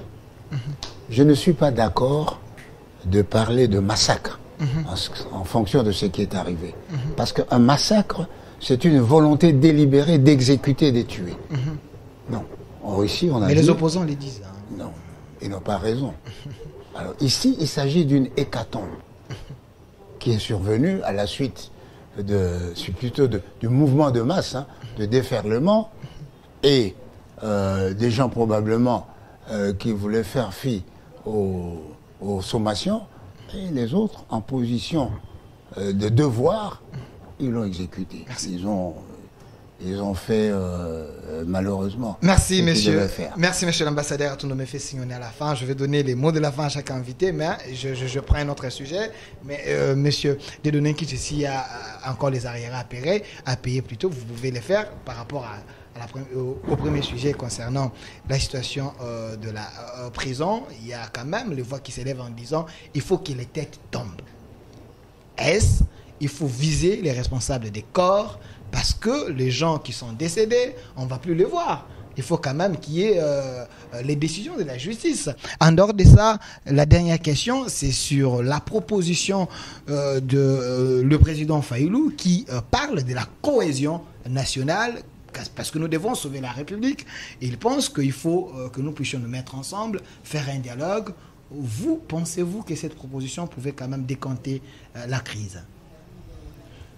Bon, nous sommes en République. Je pense qu'en République, on doit avoir l'habitude de se parler, surtout quand on a des grands problèmes comme ceux que nous avons, l'insécurité, la situation socio-économique qui devient de plus en plus difficile, la montée du tribalisme, les problèmes d'exploitation illégale de nos ressources, tout ça. Tout ça, c'est des sujets qui demandent que nous puissions plutôt tenir un dialogue national, mais pas un dialogue politique. Il y a une différence entre un dialogue national et un dialogue politique. Bien sûr, parce que nous sommes en cours de mandat. Il y a un mandat qui est en cours, le peuple a fait confiance au président de la République qui est en train de décliner sa politique sur le pays. Et ce mandat est en cours. Donc, on ne peut pas aujourd'hui venir demander un dialogue sur des questions politiques. Voyez-vous ? Parce que si les pays est en détresse quand Fayulu parle de la cohésion, c'est pour sauver quand même le Congo. Bien sûr, bien sûr. Nous, avant même le président de l'ECID, Congo Positif, souvenez-vous, sur Top Congo, nous avons appelé à un dialogue national, sur des sujets importants de la nation, parce que la nation a des difficultés. On est en difficulté en ce moment. Nous venons de parler de beaucoup de choses ici, dont le problème d'insécurité. Je pense que ça demande des intelligences. Ici, tous nous sommes revenus sur les problèmes de civisme. Il faut préparer déjà l'enfant qui est dans le ventre, à savoir ce qui est en train de se passer, pour que, sortant de là, qu'il sache comment se comporter vis-à-vis de ce qui se passe. Toutes les nations du monde qui ont connu ce que nous connaissons, c'est ce qu'ils font. Nous sommes les seuls à penser que, bon, je ne sais pas si c'est la dimension du pays qui fait ça, ou bien à penser que la guerre à l'Est, et vous voyez même les termes, la guerre de l'Est, c'est comme si l'Est, ce n'était pas... Ça joue sur notre imaginaire, ça joue sur notre psychologie d'ensemble, pour être impliqué vraiment dans cette guerre. Voyez, regardez les réactions des gens quand il y a ces problèmes. Quand est-ce que tous nous sommes en émoi, c'est quand il y a massacre à Béni. C'est alors que vous voyez des bougies qui sortent. Mais la guerre est permanente. Nous sommes en guerre permanente. Donc, je pense que aujourd'hui, justement, il y a nécessité de nous asseoir pour discuter de ces questions qui ne sont plus des questions gouvernementales, à mon avis. À mon avis, ce ne sont plus des questions qui peuvent être résolues uniquement par le gouvernement. Parce que le gouvernement, depuis que ça a commencé, depuis 30 ans maintenant, ou même un peu avant 30 ans, le gouvernement est cantonné à des dimensions politiques, diplomatiques et même militaires. Mais cette question n'est plus que militaire, on l'a dit sur ce plateau. Il faut l'implication de la population. Entre autres. Mais pour faire tout ça, il faut qu'on s'asseye, qu'on les dise et qu'on sache comment on va les faire. Donc, voilà pourquoi nous, des Congo positifs, je ne suis pas là pour le compte du parti, mais je pense que l'appel que nous avons lancé en juin 2024, c'est l'appel à un dialogue national, pas à un dialogue politique. Merci. Parce qu'on sait comment le dialogue politique dans notre pays, à la fin, c'est quoi? C'est les gâteaux. Or, le problème du gâteau, c'est l'un des problèmes majeurs qui amène ce que le président Christopher a décrié ici, n'importe qui sur la place des vertus. La place des vertus, c'est la place politique. Voyez-vous? Alors, si nous voulons... C'est tellement beaucoup de choses qu'il faut tirer ce qui est essentiel. Merci. Et pour moi, pour me résumer, je pense que nous avons besoin d'un dialogue national. D'un dialogue national. Alors, monsieur le ministre Sylvain Mutombo Kambinga, le mot de la fin, est-ce Fayulu a raison? Je vous donne la parole, c'est ce que j'ai dit. C'est le mot de la fin, c'est porté quand même. Est-ce un nombre de l'UDPS. Est-ce le dialogue proposé par Martin Fayulu est nécessaire pour le moment? Je n'irai pas à l'encontre de vertus démocratiques. Dans toute nation, le dialogue doit être permanent. Il ne faudra pas qu'on réfléchisse comme les autres quand on demandait de se mettre autour d'une table pour parler des questions d'État. Ce n'est pas les questions de nos tribus ou de nos provinces ou de nos familles politiques. Ce sont des questions d'État. Les partis disparaissent. Les personnes disparaissent. Les institutions. La République du Congo demeure. Ne disparaîtra qu'à la venue de Christ. Donc s'il faut parler des intérêts de la République, nous devons mettre nos états d'âme, mettre de l'égocentrisme là à côté et parler intérêt général. La République n'appartient pas à nous UDPS, à nous Tshisekedi. Elle ne nous appartiendra jamais. La République appartient au parti de Monene Atundu, parti Congo positif de Dieudonné Kishi, et à tout le monde. Mais s'il faut parler maintenant des questions d'État, les questions vitales de la nation, cela implique tout le monde. D'autant plus que ça implique tout le monde, il y a ce qu'on appelle les intérêts vitaux de la nation. Sur le plan sécuritaire, quand nous parlons aujourd'hui des intérêts vitaux de la nation, nous voyons nos frontières qui sont déjà touchées. Nous voyons nos richesses qui partent de l'extérieur. Ce n'est pas une question de l'UDPS. Ce n'est pas une question de Félix. Non. Il est garant des institutions. Et cette question touche à la nation. Et quand ça touche à la nation, ça touche à tous les Congolais. Et quand il y a un Congolais qui s'élève pour dire « je voudrais que nous puissions parler », oui. Mais dans quel cadre? Dans quel cadre? Si c'est dans un cadre d'aller pour prolonger les mandats, pour discuter sur le partage des responsabilités, pour essayer de bousculer le statu quo, parce que nous sommes en train de vivre d'autres ministres aujourd'hui qui sont dans les institutions, qui font le statu quo. Le statu quo, cela veut dire quoi? Il est venu, il est ministre, il ne sait pas par où commencer, par où terminer. Il dit que moi quand je suis ministre, je fais comme tout le monde. Et après, le mandat va se terminer, on lui demande, monsieur le ministre, qu'avez-vous fait depuis que vous avez été nommé? Zéro et rien. C'est pourquoi je reviens à dire sincèrement, la République ne marche pas. La République ne marche pas. Moi, je n'ai pas l'habitude qu'on me mette de l'eau dans la bouche ou qu'on me souffle qu'est-ce que je peux dire, qu'est-ce que je ne peux pas dire. Je l'ai dit clairement que si Tshisekedi a préparé des jeunes libres d'esprit et indépendants d'esprit, j'en fais partie. La situation n'est pas bonne. Mon aîné Atundu a essayé de scruter en tant qu'officier de renseignement quelques éléments principaux de l'insécurité. Quand il y a un criminel sur le lieu, le principe est clair, il y reviendra. Quand mon aîné Christopher l'a dit, il faut rechercher ses commandos, il est où? Ce n'est pas le premier cas où on a attaqué une prison. Laissez-moi vous dire, dans la théorie de criminels, ou dans la théorie de la recherche à bouleverser un régime, on commence à chercher ceux qui sont dans les prisons, qui viendront renforcer du dehors le combat. Et Nanga est là. Les gens qui nous quittent ici, à volo, ils traversent nos frontières poreuses, qui ne font pas état de la DGM qui peut interpeller quelqu'un, qui ne font pas de l'état d'une ANER qui anticipe, comme mon aîné l'avait dit. L'ANER vous dit ce que vous ne connaissez pas. Cela veut dire quoi? Avant que le coup là ne se fasse en prison, l'ANER devait anticiper. Anticiper dans le jargon de l'intelligence ou du renseignement. Cela veut dire quoi?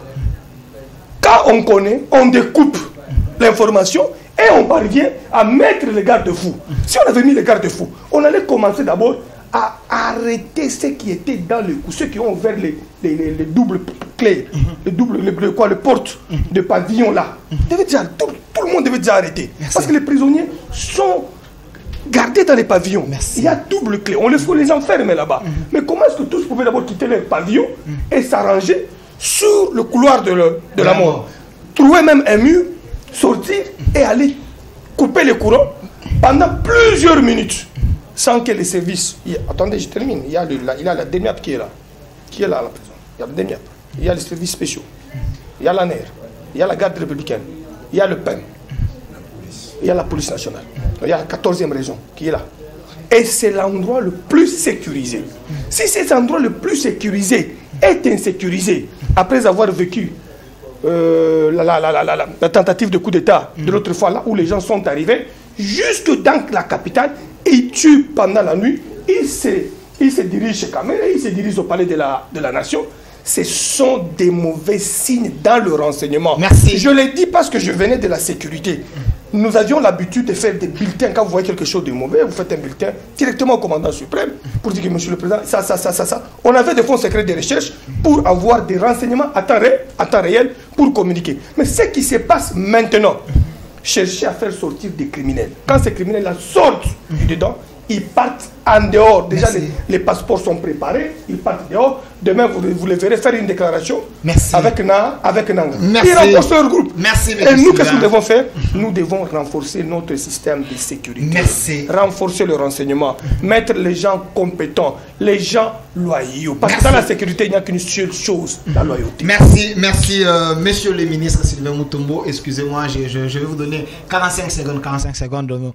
On termine cette émission. Monsieur le coordonnateur de la société civile, on retient quoi? C'est votre mot de la fin. Oui, moi je voudrais dire, en ce qui concerne la justice, j'ai appris qu'il y a en gestation les états généraux de la justice. C'est à soutenir. Ok, déjà fait. Qu'il faut scruter. Qu'il faut scruter. Donc, notre ministre d'État, mon fils Moutamba, je crois que c'est un des bons acteurs actuellement. Et il doit être soutenu. Voilà que son bureau a été visité la même nuit. Bon, c'est pour dire qu'au-delà de ce commando-là, il y a des acteurs aussi, c'est tout un réseau qui voudrait effaroucher le ministre, l'empêcher de faire ce qu'il est en train de vouloir faire. Et autour de ça, il y a même l'argent, parce que l'ambassadeur ici et puis Dieudonné Kishi, ils ont souligné qu'il faut construire d'autres prisons. Mais il y a un ministre qui a détourné l'argent, qui était destiné, c'est comme vous voulez, mais qui était destiné à construire d'autres prisons. Et il en faut plusieurs prisons autour de la capitale ici, et surtout des maisons d'arrêt. Parce que les prévenus, normalement, leur endroit, sont des maisons d'arrêt. Il n'y a que des condamnés qu'on amène directement en prison. Et le surplus des prisonniers. Aujourd'hui, il y a l'expérience de Kanyama CC, où on prend des Koulouna ici, qui sont déjà très dangereux.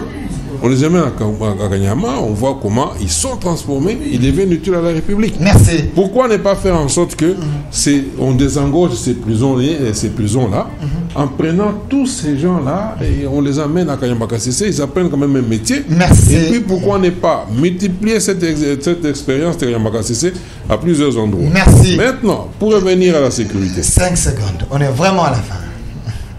Je crois que... non, pour revenir au dialogue, je pense que nous devons faire extrêmement attention. Le pays est en difficulté. Il y a une crise qui ne dit pas son nom. Chaque fois que ça arrive dans des pays à grande démocratie, on voit ces présidents-là approcher les opposants autour d'une table, échanger, sans évoquer un dialogue. Parce que les élections, en fait, c'est un contrat social. Merci. Et si on veut organiser un dialogue aujourd'hui, c'est-à-dire on veut actualiser le contrat Merci, social. je suis obligé de vous couper. Je suis vraiment obligé de vous couper. Je n'aimerais pas que ce soit un piège encore dans lequel on va se référer. Merci, merci. Oui, voilà. Merci, M. Christophe et M. Atundu. 30 secondes. On retient quoi? Votre mot de la fin. Résumé. Ok. Si dialogue doit être organisé, c'est sous la responsabilité du chef de l'État. Parce que c'est lui qui a été élu par tout le monde. Quand on est élu par tout le monde, ça veut dire quoi? La Constitution vous reconnaît le droit de vouloir, d'agir pour le peuple. Donc ce que le président fait, c'est pour nous tous. Si un dialogue est là pour essayer de corroder le pouvoir, la légitimité du chef d'État, c'est créer du désordre. Donc, s'ils ont des initiatives, des propositions, qu'ils écrivent à la présidence, c'est le président qui l'organise. Je le rappelle. Merci. Le dialogue de la table ronde, pour qu'elle ait lieu, les Belges ont accepté. Et nous avons dû aller chez les Belges. Pour que la CNS ait lieu, nous sommes allés chez Mobutu. C'est Mobutu qui l'a organisé.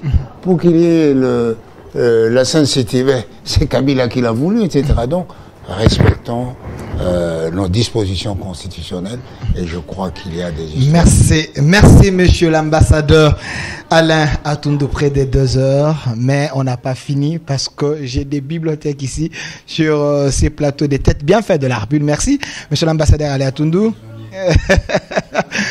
d'avoir répondu à notre invitation. Je précise que vous êtes l'ancien patron de l'ANER de la République démocratique du Congo. Merci à vous.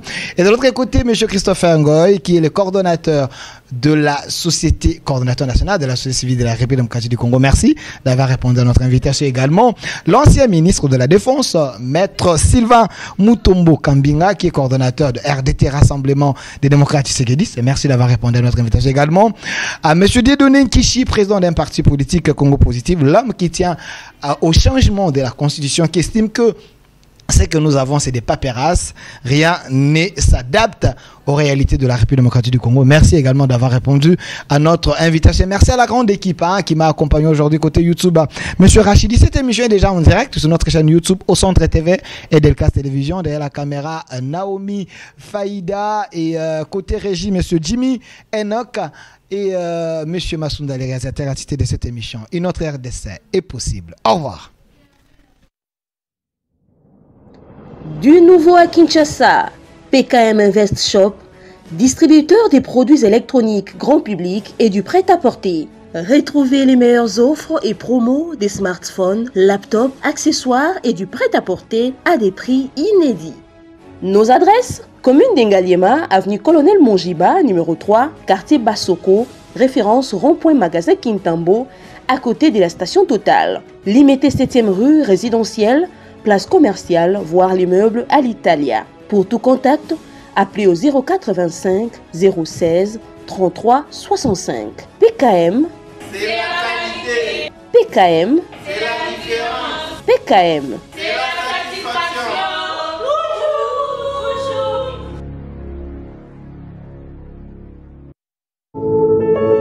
Puisque nous sommes tous Congolais, nous n'avons qu'une seule nation, la République démocratique du Congo, notre patrie.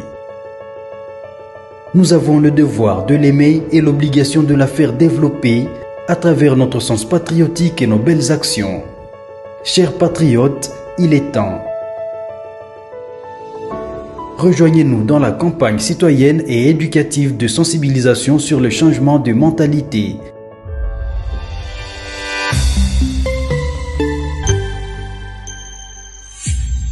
Zala bon citoyen.